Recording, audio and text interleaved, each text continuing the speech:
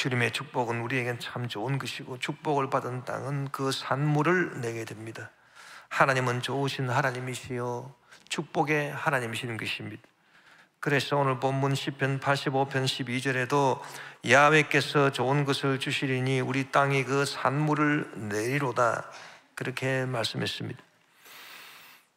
그런데 오늘 본문을 우리가 잘 읽어보면은 이러한 축복이 우리에게 임하기 전에 사전 작업이 이루어지고 있다고 하는 것을 우리가 알 수 있습니다. 그것을 오늘 본문이 말해주고 있는 것입니다. 우리는 하나님 앞에 나와서 올 한 해 2023년 축복을 받기를 원합니다. 우리 영혼이 잘되고 범사에 형통하며 몸이 강건하고 생멸의 때 풍성히 얻는 그런 삶을 살기를 원하는데, 이런 축복을 받기 위해서는 사전에 우리가 해야 될 작업들이 있다. 그것을 오늘 본문이 가르쳐주고 있는 것입니다. 여러분, 하나님의 축복을 받는 것은 우리의 자랑이나 우리의 의로서 받는 것은 아닙니다. 하나님의 은혜로 받는 것이지, 인간의 의나 노력이나 자랑으로 받는 것은 절대 아닌 것입니다. 그러나 그렇다고 해서 아무 사전 작업 없이 그냥 아무나 주여 주여 그러면 복을 받는다, 그것도 아닌 것입니다. 우리가 하나님의 축복을 받는 것은 내 노력, 나의 의로, 내 자랑거리가 있어서 받는 것이 아니고 전적으로 하나님 은혜로 받는 것이지만, 그렇다고 해서 길 가는 사람 아무나 주님의 이름을 부르기만 하면 축복을 받는다, 그것도 아닌 것입니다. 내가 축복을 받을 만한 그런 사전 작업을 내가 잘하고 준비를 잘 갖추고 있느냐, 그렇지 않은가? 내가 축복을 받을 만한 그릇이 되어 있느냐, 그렇지 않느냐? 그것을 우리가 잘 살펴보는 그것이 신앙생활에 있어서 굉장히 중요한 것입니다. 무엇보다도 오늘 본문이 가르쳐주고 있는 것은 주님의 축복을 받기 전에 어떤 사람이 그런 준비 작업이 되어 있는 사람인가 가르쳐주고 있습니다. 그것은 하나님을 두려워하는 사람이 축복을 받을 준비가 되어 있는 사람이라는 것입니다. 오늘 본문 시편 85편 9절에 보니 진실로 그의 구원이 그를 경외하는 자에게 가까우니 영광이 우리 땅에 머무리이다. 그래서 시편 85편 오늘 본문 9절, 그 다음에 10절, 11절, 이게 사전 정지 작업을 말하는 거고, 12절 야훼께서 좋은 것을 주시리니 우리 땅이 그 산물을 낸다, 이게 축복 아니겠습니까? 그래서 우리가 하나님의 축복을 받기 위해서는 우리가 신앙생활을 하는데 그저 좋으신 하나님이라고 해서 우리가 하나님을 두려워하지 않고 하나님을 두려워함이 없이 내 마음대로 내 멋대로 신앙생활을 하다가는 축복을 받을 수가 없구나, 그것을 분명히 알고 우리는 하나님을 두려워하면서 믿어야 되는 것입니다. 제가 다녔던 고등학교는 개성고등학교인데 교훈이 잠언 1장 7절입니다. 100년이 넘은 학교입니다. 미국의 아담스 선교사가 세운 학교인데 야훼를 경외함이 지식의 근본이라. 그래서 경외한다. 오늘 본문 시편 85편 9절에도 진실로 그의 구원이 그를 경외하는 자에게 가까워. 경외한다라고 하는 건 두려워한다, 그 말입니다. 어떻게 하나님을 두려워하는 것이 지식의 근본인가? 처음에는 의아하게 생각하고 어떻게 학교 교훈이 이런가 그렇게 생각했습니다만은 세월이 지나갈수록 그 말씀이 맞다 그렇게 생각합니다. 왜냐하면 사람들이 하나님을 두려워하지 않고 마구잡이로 잘 살아보겠다고 지식을 만들어내니까 그 지식이 어떻게 됐습니까? 오히려 사람을 죽이는 대량살상 무기를 만들어내고 지구를 오염시키고 지구온난화가 되고 올겨울에도 보니까 미국 아메리카 대륙에는 그냥 혹한이 불어닥쳐서 남극보다 더 추운 그런 기후. 유럽은 정반대로 날씨가 그냥 여름 날씨 같습니다. 이런 기후 변화 그리고 무자비하게 개발하기 때문에 자연을 미세먼지 그다음에 온갖 바이러스들 코로나 바이러스를 위시해서 온갖 바이러스들이 창궐하는 그런 세상이 됐습니다. 이것이 우리를 살리는 지식입니까? 오히려 우리를 파멸시키는 지식이 아니겠습니까? 왜 그러냐면 하나님을 두려워함이 없이 인간들이 만들어낸 지식의 결과가 이런 파멸적인 길을 걷고 있다는 것입니다. 여러분, 우리는 하나님을 믿을 때 하나님을 두려워하면서 하나님을 믿어야 진짜 복받을 그릇이 되는 것입니다. 저는 조영기 목사님께서 한번 탄식하는 그 모습을 본 적이 있습니다. 우리 조 목사님은 좋으신 하나님을 소개했습니다. 그래서 누구든지 주님께 나오면 죄 사함 받고 용서받고 치료받고 문제 해결받고 천국을 이 땅에서도 체험할 수 있는 좋으신 하나님이다. 그랬더니 목사님께서 한번 탄식하시면서 말씀하시기를, 내가 말하는 그거를 성도들 가운데 어떤 분들은 잘 그거를 이해를 못 해가지고 무조건 하나님이 복 주시는 좋으신 하나님이신가 보다. 그래서 망령되이 행동하고 방자하게 행동하면서 하나님을 두려워하는 것이 전혀 없고 불순종하고 그러면서 하나님 복을 주십시오 그렇게 신앙생활을 한다고 탄식하는 그런 모습을 한번 본 적이 있습니다. 여러분, 우리는 하나님을 믿을 때 하나님을 두려워할 줄 알아야 되는 것입니다. 하나님이 좋으신 하나님이시고 사랑의 하나님이시라고 해서 하나님을 두려워할 줄 모른다면 그것이 바로 저주입니다. 시편 119편 120절에 내 육체가 주를 두려워함으로 떨며 내가 또 주의 심판을 두려워하나이다. 여러분, 주의 심판이 언제 옵니까? 이 세상이 성경이 말하기를 70이요 강건하면 80이다. 요새 100세까지 산다 하지만은 건강 평균 연령은 65세인 것입니다. 그럼 뭐냐? 65세가 지나가면 크고 작은 병들이 생겨서 삶의 질이 확 떨어진다. 살아도 이 제대로 사는 게 아니다. 그래서 연로하신 어른들 보면은 거의 대부분이 요양병원에 가가지고 하루하루 연명하고 있습니다. 그것이 과연 사는 것입니까? 이렇게 사는 것도 시간이 짧습니다. 시간이 딱 지나가고 나면 죽습니다. 죽으면 여러분 그 다음에는 심판만이 기다리고 있는 것입니다. 그렇기 때문에 우리가 이 땅에 사는 동안에도 하나님의 심판에 대해서 두려워하면서 그렇게 살아야 되는 그런 사람이 복받을 그릇이 되어 있는 것입니다. 로마서 3장 18절에 보니 사도 바울이 탄식하기를 그들의 눈앞에 하나님을 두려워함이 없느니라. 이 멸망받을 사람들을 로마서에 쫙 기록을 해놨는데 결론이 뭐냐? 그들은 왜 그렇게 멸망의 길을 걸어가느냐? 하나님을 겁내지 않기 때문이다. 하나님을 두려워하지 않는다. 불신자는 하나님이 없으니까 하나님 두려워하지 않고, 하나님 믿는 사람이라 하더라도 하나님을 제대로 두려워하지 않고 그렇게 신앙생활한. 그래서 그들의 눈앞에 하나님을 두려워함이 없다 그렇게 말했습니다. 누가복음 12장 4절 5절에 보니 내가 내 친구 너에게 말하노니 몸을 죽이고 그 후에는 능히 더 못하는 자들을 두려워하지 말라. 이 세상 권세자들 말하는 것입니다. 스탈린 같은 소련의 독재자 같은 이런 세상 권세자들은 사람을 죽이고 생사건을 갖고 막 많은 사람들을 숙청하지 않았습니까? 그러나 그런 사람들을 두려워하지 마라. 왜? 더 두려워할 분이 계신 그런 사람들하고는 비교가 안 될 정도로 더 두려워할 분이 계시는데 마땅히 두려워할 자 그분이 누구냐? 하나님이다 그 말입니다. 내가 너에게 보이리니 곧 죽인 후에 또한 지옥에 던져넣는 권세 있는 그를 두려워하라.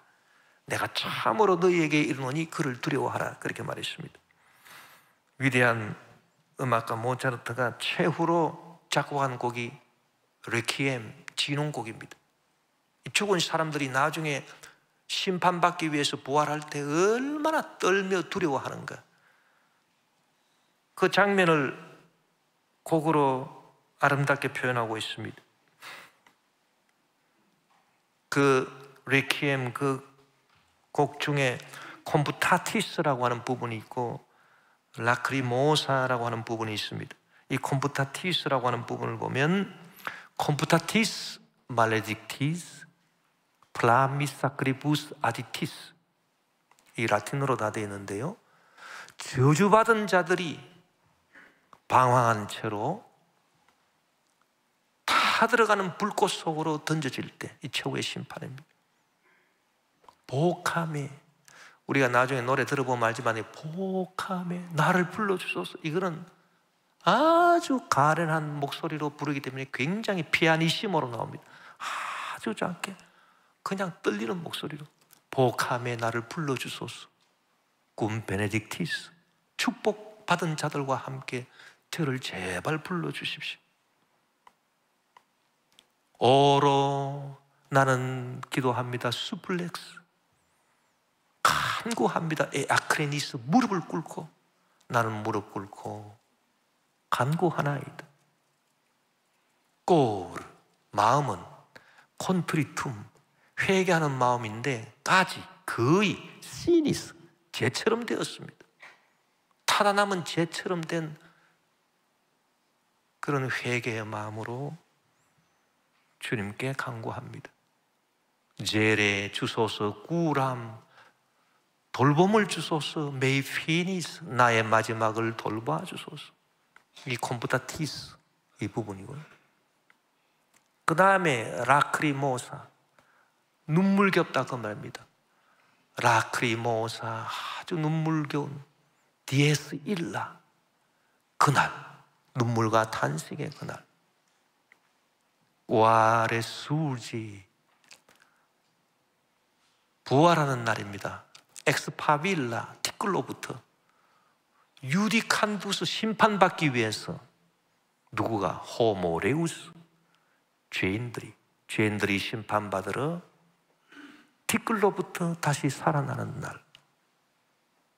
후익 에르고 파치 데우스 피에 예수 도미네, 예수 주 하나님, 경건하신 예수 주 하나님이시여 에르고 파치 자비를 베풀어 주소서. 도나 에이스 리키엠 그들에게 안식을 주소서. 도나 주소서, 에이스 그들에게, 리키엠 안식을, 그들에게 안식을 주소서. 마지막 아멘. 우리가 이 세상 살면서 신앙생활을 할 때 항상 하나님을 두려워하면서 최후의 심판에 내가 하나님 앞에 섰을 때 간절히 내가 하나님을 두려워하는 마음으로 하나님께 내 구원을 요청하는 그런 하나님을 두려워하는 마음으로 우리가 살아야 그 사람이 이 땅에서도 복을 받는, 그런 두려움이 없는 사람은 하나님의 복을 받지를 못합니다. 저도 목회하면서 여러분들을 많이 보고 있습니다. 이 목회라고 하는 것이 참 사람 영혼을 관리하는 성직이 아니겠습니까? 그래서 별 수 없이 관찰하게 됩니다. 많은 분들이 참 주님의 축복을 받는 걸 보았습니다. 야, 정말 저분은 하나님의 복이 아니고서는 저렇게 복 받을 수 없다. 그런 분들 치고 하나님을 두려워하지 않는 분을 보지를 못했습니다. 하나님을 두려워하지 않고 만홀히 여기면서 자기 마음 내키는 대로 불순종하고 그렇게 신앙생활을 하면서 하나님의 복을 받는 분들은 제가 보지를 못했습니다. 그래서 우리가 하나님의 축복받기 위한 사전 정지 작업으로 내 신앙이 과연 하나님을 두려워하는 그런 신앙인가? 내가 하나님을 사랑하면 사랑할수록 여러분, 사랑은 무례하게 행하지 않습니다. 하나님을 더 내가 두려워하면서 두려워 떨면서 내가 하나님을 섬기고 있는가? 그것을 살펴봐야 되는 것입니다. 그 다음에 두 번째로는 오늘 본문 시편 85편 10절에 나와 있는 것처럼 인애와 진리가 같이 만나고 의와 화평이 서로 입맞추었다. 그래서 내 마음 속에, 내 생활 속에 인애, 사랑과 진리, 이 사랑과 진리가 서로 같이 만나고 있는가? 그것을 살펴봐야 되는 것입니다. 여러분, 인애는 사랑이고 사랑은 용서하는 것이고 진리는 양보할 수 없는 원칙을 말하는 것입니다. 진리는 하나님의 말씀입니다. 진리는 하나님의 말씀이요 율법입니다. 죄를 죄라고 정하는 기준이 되는 것, 그게 진리인 것입니다. 이 진리는 칼날 같습니다. 진리는 절대로 타협할 수 없는 것입니다. 그래서 내 마음속에 하나님의 말씀, 하나님의 율법, 십계명과 같은 하나님의 진리의 율법에 대해서 내가 양보하지 않고 그 진리의 말씀을 굳게 붙잡고 그 법을 지키려고 내가 하고 있느냐, 또 한편으로 내가 사랑을 내가 베풀고 나아가고 있느냐, 이 두 가지를 우리가 같이 추구해야 그 사람이 하나님의 복을 받을 수 있는 그릇이 된다, 그 말인 것입니다. 많은 사람들이 두 가지 중에 한 가지만 가지고 있습니다. 어떤 사람은 하나님의 기준, 죄를 죄라고 정하는 하나님의 기준이 말씀되는 기준, 이 율법, 이것만을 굳게 세우고 사랑은 없습니다. 무자비하게 그 기준을 갖고 죄인들을 정죄하고 비판하고 그렇게 합니다. 그런 사람은 진리는 있지만은 사랑이 없는 사람입니다. 또 어떤 사람은 그 반대로 사랑을 추구하는데, 사랑하자고 주장하는데 하나님의 진리의 말씀을 없애버리려고 하는 것입니다. 요새 여러분 포스트 모던주의, 이 잘못된 세상 사상들이 그런 거 많습니다. 그래서 누구나 다 서로 사랑받을 만하고 누구나 다 사랑해야 된다. 그래서 소수 성애자라도 사랑해야 되고 차별이 없어야 되고 보편적인 사랑을 주장합니다. 그러면서 죄를 죄라고 정하는 그런 뭐 십계명 그런 거 없애버려요. 하나님의 진리의 말씀 그런 거 없애버려요. 무슨 소용이 있느냐? 죄를 죄로 정하는 그런 것이 없어져 버리면은 우리가 서로 마음껏 사랑하고 서로 즐기고 그렇게 잘 살 수 있을 것이 아니겠느냐? 그게 바로 요즘 타락한 이 세상이 주장하는 무신론자들의 주장이요, 지금 세상을 어지럽히는 온갖 잘못된 사상들이고, 차별금지법을 뭐 만든다 이런 것도 그런 데서 생겨난 일종인 것입니다. 여러분, 이것은 사랑은 주장하지만은 진리는 희생시킨다는 것입니다. 그런 사람들은 하나님의 복을 받을 수 없습니다. 우리는 사랑도 주장하지만 진리도 우리는 굳게 붙들어야 되는 것입니다. 여러분, 하나님은 우리를 사랑하셔서 우리의 온갖 죄와 허물을 다 용서해 주시지만은, 그러나 그렇다고 해서 하나님이 그 진리의 말씀 그 자체를 없애버립니까? 죄를 죄라고 주장하는 하나님의 십계명 자체를 하나님이 없애버리십니까? 율법의 진리의 말씀을 없애버리십니까? 그렇지 않습니다. 하나님은 이 두 가지를 다 세우고 있는 것입니다.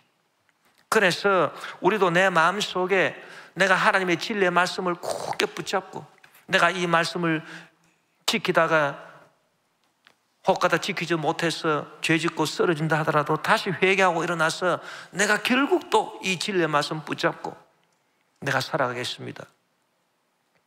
그러고 내가 사랑을 풍성히 하며 살겠습니다. 이 두 가지를 같이 세우고 있느냐? 내 마음과 생활이, 그걸 우리가 살펴봐야 됩니다. 그런 사람이 하나님의 축복의 그릇이 되는 사람입니다.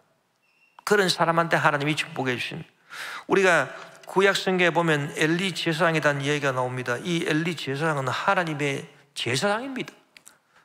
사무엘을 맡아 기른 데는 성공했습니다만 자기의 두 아들 홈리와 비느하스를 하나님의 진리의 말씀으로 엄히 꾸짖고 교육시키지 못했습니다. 그 아버지의 사랑이 너무 강해가지고 하나님의 진리의 말씀으로 자기 아들들 책망하는 일에는 게을리했습니다. 홈리와 비느하스는 하나님께 제물로 드릴 고기를, 색칼고기를 찍어서 좋은 부분은 자기들이 먼저 건져내서 먹고, 성전에서 수종들은 여인들과 동침을 하고 자기 아버지 제사장의 권위를 자기들이 호가호위하면서 못된 짓을 행하고 죄를 범한 것입니다. 그랬을 때 엘리는 자기 아들들을 불러서 너희들이 왜 그러냐, 그러지 마라, 그 정도로만 얘기한, 엄히 꾸짖고 견책하지를 못했습니다. 그 결과가 어떻게 됐습니까? 사랑은 아들들한테 베풀을지 모릅니다. 그러나 하나님의 진리의 말씀을 세우지 못했습니다. 그 결과가 어떻게 됐습니까? 결국 엘리 제사장은 하나님의 책망을 받게 되고 이스라엘은 블레셋과의 전쟁에서 대패합니다. 언약궤를 빼앗기고 두 아들은 전사했습니다. 두 아들이 죽고 하나님의 언약궤가 블레셋에게 빼앗겼다, 이 소식을 제사장 엘리가 듣고 졸도해버리고 말았습니다. 의자에서 뒤로 넘어져 목이 부러져 죽었습니다. 그의 며느리도 마침에 아기를 해산하고 있었는데 그 엄청난 비보를 듣고 그냥 그 며느리가 의식을 잃어버리고 졸도해서 죽어버리고 말았습니다. 아기만 하나 태어났습니다. 그 아기 이름이 이가봇, 고아가 됐습니다. 하나님의 영광이 떠났다는 뜻입니다. 여러분, 엘리 제사장 가문의 이야기는 하나님의 진리의 말씀을 소홀히 하고 방종하는 아들들도 사랑으로 감싼 결과가 얼마나 파멸적이었는가라고 하는 것을 우리에게 가르치고 있는 것입니다. 우리가 올 한 해 하나님의 축복을 받으려면은 내 마음 속에 우리가 굳은 결심을 해야 됩니다. 나는 절대로 주님의 진리의 말씀을 나는 폐하지 않겠습니다. 진리의 말씀, 율법을 내가 사랑하겠습니다. 하나님의 법을 나는 사랑합니다. 그리고 법을 세운다고 해서 무자비하게 남을 정죄하고 그런 사람이 아니라 사랑으로 또 남을 용서해 줄 수 있는, 어떻게 보면은 모순되는 두 가지 감정을 내 속에서 내가 잘 품고 내가 나아가겠습니다. 그런 사람이 되어야 된다는 것입니다.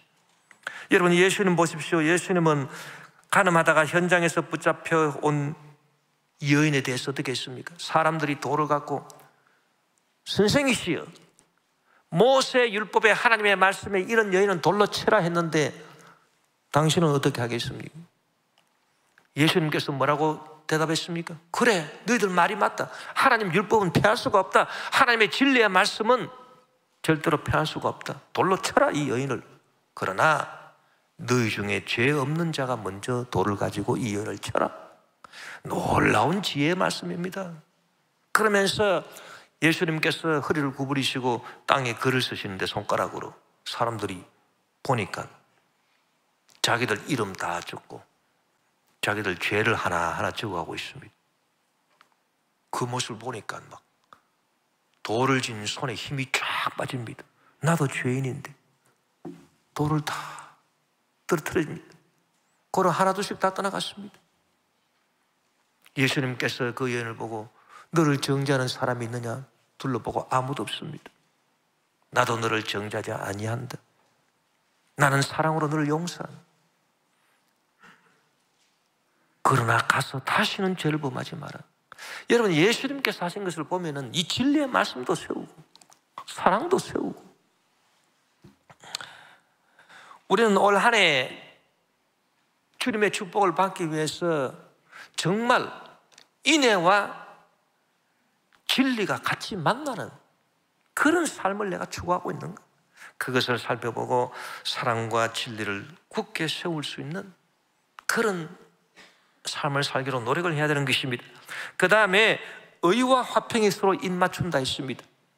의와 화평이 서로 입맞춘다. 이 말씀은 우리가 이 세상 살아갈 때 축복받는 그릇이 되려면 먼저 마음이 평안해야 되고 우리 삶이 평강의 축복을 받아야 되는 것입니다. 그런데 이 화평, 평화, 평강이라고 하는 것은 어디서 나오느냐? 의로움에서 나오는 것입니다. 그래서 의로움과 화평이 서로 입맞추는 삶이라고 말하는 것입니다. 즉 우리가 이 세상 살아가면서 의로움을 추구해야 된다. 사람이 의롭지 아니하면 절대 평안이 없습니다. 화평이 없습니다. 평강이 없습니다. 우리는 올 한 해 살아가면서 의로움을 추구해야 합니다. 그래야 하나님의 축복을 받을 그릇을 준비하게 되는 것입니다. 잠언 16장 8절에 보면 적은 소득이 공의를 겸하면 많은 소득이 불의를 겸한 것보다 나으니라고 말씀했습니다. 여러분, 새해가 되면 사람들이 다들 바라는 게 있습니다. 올해는 내가 돈을 좀 많이 벌어봐야 되겠다. 여러분, 돈을 많이 버시는 그런 한 해가 되십시오. 그러나 성경은 뭐라고 말합니까? 적은 소득이라도 공의를 겸하면 많은 소득이 불의를 겸한 것보다 나으니라. 돈을 좀 더 많이 벌겠다고 불의한 일을 행한다? 그것은 절대로 잘못된 일이다. 의롭지 않다. 그렇게 되면 마음에 평강이 없다. 의로움에서 평안이 나오는데 불의하게 돈을 모아보세요. 그러면 마음에 평강이 없어요. 그런데 이 세상에서 살아가면서 제일 귀한 가치가 마음의 평강입니다. 사람이 마음이 평안해야 초가 삼간 집을 짓고 살아도 축복이고 행복이지. 마음이 불안한데 아무리 돈 많이 벌고 있으면 뭐하고 살아가겠습니까? 그 돈이 무슨 소용이 있습니까? 아무 소용없어요. 올 한 해는 우리가 많은 재물을 얻기보다는 하나님 말씀대로 의로움을 먼저 추구해야 되는 것입니다. 그래서 의로운 가운데 재물도 모으는 거예요. 그래서 의로움이 주여 내 마음을 편하게 하고 내 몸을 건강하게 하고 내 삶을 안정되게 해서 평강의 복으로, 의로움이 평강의 복을 갖고 올 수 있도록 주여 제가 의로움을 추구할 수 있게 도와주시옵소서. 사도 바울은 하나님의 나라의 특성이 의와 평강과 희락이라고 말했습니다. 로마서 14장 17절에 보니 하나님의 나라는 먹는 것과 마시는 것이 아니요 오직 성령 안에 있는 의와 평강과 희락이라고 말하는 것입니다. 의로움이 평강을 만들어내고, 평강하니까 진짜 기쁨이 희락입니다. 가짜 기쁨이 아닙니다. 그래서 의와 평강과 희락은 바로 하늘나라의, 하나님 나라의 삼위일체인 것입니다. 여러분, 올 한 해 의와 평강과 희락이 저와 여러분의 삶 가운데, 우리 교회 가운데 넘쳐나게 되시기를 주의 이름으로 축원합니다. 우리는 원래 불의한 존재들인데 어떻게 의로움을 얻을 수 있느냐? 아니, 의로움을 추구해야 평강이 주어지고, 그래야 내 삶에 진정한 축복이 주어지는데, 하나님, 우리는 불의한 존재 아닙니까? 의롭지 못합니다. 다 죄인으로 타락하고 의롭지 못한 존재인데 어떻게 우리가 의롭다함을 얻을 수 있겠습니까? 여러분, 우리 행위로 의롭다함을 얻을 수가 없습니다. 그런데 예수 십자가 보혈 그 은혜를 통해서 우리가 의롭다함을 얻을 수 있는데, 하나님의 은혜는 놀랍습니다. 로마서 8장 30절에 보면 또 미리 정하신 그들을 또한 부르시고, 부르신 그들을 또한 의롭다 하시고, 의롭다 하신 그들을 또한 영화롭게 하셨느니라. 하나님께서 예수 그리스도의 십자가 보혈의 은혜로 저와 여러분을 불러주셨는데, 일단 불러주셨다라고 하는 것은 무슨 은혜를 말하느냐? 죄를 용서해주는 은혜를 말하는 것입니다. 우리를 흑암 가운데서 죄악의 그런 무더기에서 우리를 건져내셨다. 그게 불러주신 것입니다. 그래서 죄를 용서해주는 그게 은혜인 것입니다. 그런데 우리가 은혜를 더 깊이 체험하면, 그 다음에는 부르신 그들을 또한 의롭다 하시고 우리가 의롭게 되는 것입니다. 은혜를 또 더욱 깊이 체험하면 의롭다 하신 그들을 또한 영화롭게 하셨느니라. 우리가 영화롭게 되는 것입니다. 그래서 모든 것이 하나님의 은혜로 되는 것인데, 여러분, 올 한 해 우리가 의롭다함을 얻기 위해서는 은혜를 얕게 체험하지 말고 더욱 깊이 체험하는 저와 여러분이 되어야 되는 것입니다. 은혜를 체험하는 정도에 따라서 은혜를 얕게 체험하면 죄사함만 받는 것입니다. 부르심만 받는 것입니다. 그러나 은혜를 더 깊이 체험하면 부르시는 그들을 또한 의롭다 하시고 의롭다함도 얻는 것입니다. 그러면 그 의롭다함이 우리에게 평강을 가져다 주고 우리가 축복을 받을 그릇을 다 예비하게 되는 것입니다. 어떻게 해야 우리가 은혜를 더욱 깊이 체험할 수 있습니까? 여러분, 주님 앞에 나와서 죄사함의 은혜를 받았지요. 그래서 주님 앞에 나와서 예배드리고 찬양하는 것 아닙니까? 그럴 때 여러분께서 하나님의 은혜를 더욱 깊이 체험하기 위해서는 무조건 감사하고 찬양해야 되는 것입니다. 하나님의 은혜에 대해서, 받은 것에 대해서 감사하고 찬양할 줄 알아야 되는 것입니다. 스펄전 목사님이 이런 말씀을 했습니다. 촛불을 보고 감사하는 자에게는 전등불을 주신. 여러분, 우리가 촛불의 은혜를 받았습니까? 주님의 부르심을 받아서 죄악의 그런 무더기 가운데 남아서 죄사함을 받았습니까? 그 은혜를 받았습니까? 그러면 그 은혜에 대해서 늘 감격하고 감사하고 찬양하십시오. 원망하고 불평하지 말고, 어렵고 힘든 일이 있어도 원망하고 불평하지 말고 낙심하지 말고, 주님 고맙고 감사합니다. 저를 죄악에서 건져주시고 죄를 사해 주시니 너무너무 감사하고 감격합니다. 주님 감사합니다. 나 같은 죄인을 주님 용서해 주니 감사합니다. 그래서 심판날에 보카메, 저를 불러주소서. cum benedictis, 축복받은 자들과 함께 저를 불러주소서. 저는 믿습니다. 감사하고 찬양하고 감사하고 찬양하면 그런 사람은 하나님께서 은혜를 더 베풀어 주셔서 의롭다고 해 주시는 것입니다. 그래, 너는 참 어려운 사람이야. 그러나 하나님의 그 주시는 죄사함의 은혜를 받고도, 죄사함 받은 그런 성도가 되고서도 감사 찬양할 줄 모르고 불순종하고 원망하고 불평하고, 그러면은 은혜가 사라집니다. 그런 사람은 의롭다함을 얻을 수가 없는 것입니다. 평강도 주어지지 않습니다.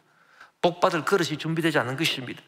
그래서 여러분, 우리가 이 단계를 알아야 되는 것입니다. 하나님의 은혜는 단계적으로 우리를 더욱 깊은 데로 이끌고 가는데, 사도행전 13장 38절 39절에 보니 그러므로 형제들아 너희가 알 것은 이 사람을 힘입어 첫째 죄사함을 너희에게 전한 이것이며, 그 다음 둘째로 또 모세의 율법으로 너희가 의롭다 하심을 얻지 못하던 모든 일에도 이 사람을 힘입어, 예수님을 힘입어 믿는 자마다 의롭다 하심을 얻는 이것이라. 그래서 죄사함을 받는 것과 의롭다함을 받는 것을 단계적으로 구분을 해놓았습니다. 여러분, 올 한 해는 우리가 하나님의 은혜를 더욱 깊이 체험하십시다. 더욱 깊이 체험하기 위해서 하나님께서 우리에게 베풀어 주신 제3의 은혜에 대해서 감사하고 찬양하고 감격하고 순종하고, 그리하면 하나님께서 더욱 깊은 은혜를 체험하게 해주시는데, 의롭다 하심의 은혜를 체험해 주십니다. 그러면 우리가 평강이 주어지게 되는 것입니다. 또 우리가 의롭다 하심을 얻기 위해서는 우리의 믿음이 더욱 굳세져야 되는 것입니다. 뭐 하나님께서 살아 계신다, 뭐 하나님이 계심을 믿는다, 그 정도 믿음이 아닙니다. 한 단계 더 나아가서 하나님은 살아 계실 뿐만 아니라 오늘날도 기적을 베푸시는 하나님이시다. 할렐루야. 기적을 베푸시는 하나님을 믿게 되시기를 주의 이름으로 축원합니다. 아브라함이 기적을 베푸시는 하나님을 믿어서 의롭다 하심을 얻었습니다. 그냥 하나님 계신 것을 믿는 그 정도가 아닙니다. 하나님은 기적을 베푸시는 하나님입니다. 아브라함이 나이가 90살이 됐는데도 자식이 없습니다. 그러니까 내 후계자는 내 몸에서 날 자식이 아니고 내가 데리고 있는 종 엘리에셀입니다. 그렇게 하나님께 말한 것입니다. 그랬더니 하나님께서 뭐라고 말했습니까? 창세기 15장 4절 6절에 보니 야훼의 말씀이 그에게 임하여 이르시되 그 사람이 내 상속자가 아니라 내 몸에서 날 자가 내 상속자가 되리라 하시고, 그를 이끌고 밖으로 나가 이르시되 하늘을 우러러 무별을 셀 수 있나 보라. 또 그에게 이르시되 내 자손이 이와 같으리라. 아브라함이 야훼를 믿으니 야훼께서 이를 그의 의로움으로 여기셨다. 90된 노인을 하나님께서 밖으로 끄집어내셔가지고 저 하늘을 바라보라, 저 하늘의 무별을 바라보라. 너의 몸에서 날 자가 네 후계자가 되고 네 자손이 저 하늘의 별처럼 많게 될 것이다. 그것을 어떻게 여러분 믿습니까? 그러나 아브라함은 믿은 것입니다. 로마서 4장 11절에 보니 기록된 바 내가 너를 많은 민족의 조상으로 세웠다 하심과 같으니, 그가 아브라함이 믿은 바 하나님은 죽은 자를 살리시며 없는 것을 있는 것으로 부르시는 이시라고 말씀한 것입니다. 여러분, 우리도 아브라함 같은 믿음을 가져야 되는 것입니다. 그저 뭐 하나님 뭐 살아 계신다, 뭐 하나님 세상을 창조하셨다, 그 정도 믿음이 아닙니다. 훨씬 더 깊은 믿음인 것입니다. 그렇다. 90 노인이 어떻게 아들을 낳을 수 있습니까? 그러나 하나님께서는 죽은 자도 살리시고 없는 것을 있는 것으로 부르시는 하나님이십니다. 기적의 하나님을 믿고 우리가 나아가야 되는 것입니다. 그리하면은 그 믿음을 하나님이 보시고 야 너는 참 의롭다 그렇게 인정해 주십니다. 그러면 그 의로움을 통해서 의와 화평이 입을 맞춘다. 의로움을 통해서 평강이 찾아오게 되고, 그러면 우리가 여러분 축복받을 그릇이 다 준비되어 있는 것입니다. 올 한 해 우리가 신앙생활을 하면서 하나님을 두려워하며 씁니다.